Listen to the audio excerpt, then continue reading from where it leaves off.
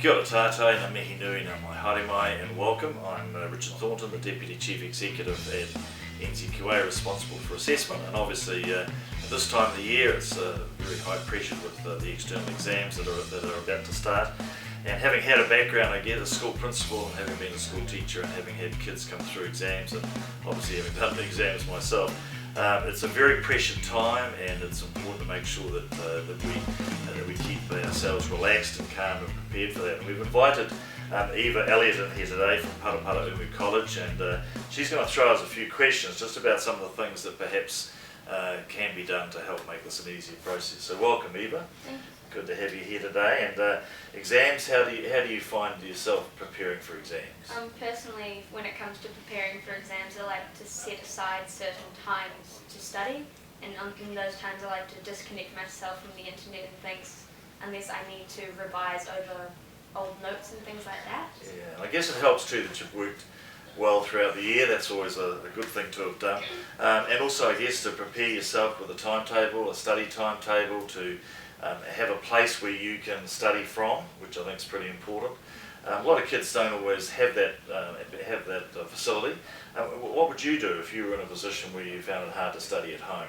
If I found it hard to study at home, I would try go to maybe a friend's house and study there with them, so we can help each other out on parts that we don't know and fill in each other's knowledge. Yeah. Or at school, ask a teacher for help, or go to the library and read some books about it. Yeah, it's a good idea, isn't it? And then to try not to get distracted. Obviously, when you go around to your friend's place and you're sitting down and you're trying to help each other, it's very easy to get distracted by the phone call or the texting, all those sorts of things as well, isn't it? And subjects are different too. I mean, if you're studying English or mathematics, very different way in which you study. Some students with the English will find by reading a lot helps, by going over old essays that you've written, by doing old exam papers can be useful. With the maths, it can often be just a lot of practice, doing things over and over and over again. Or if you're preparing your portfolio, your art portfolio, to make sure you're doing a little bit every week so you've built up to a final product. So what are your favourite subjects? What are the things that you enjoy most? Some of my favourite subjects at the moment is art class. I really enjoy my art class at the moment. And performing arts, which is really fun. I always find.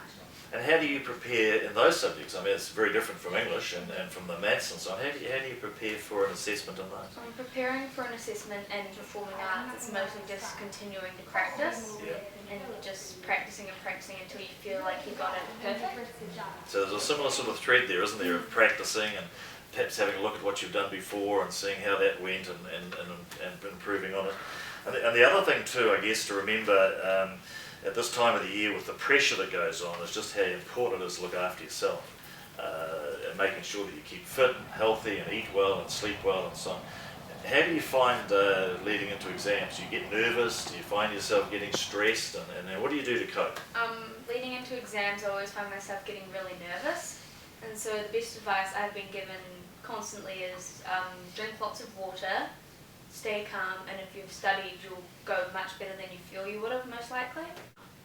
And it's never too late, is it? I mean, No. you can start. It doesn't matter if you perhaps think you haven't had such a great year or you think you can't remember stuff. It's never too late to start, and obviously we're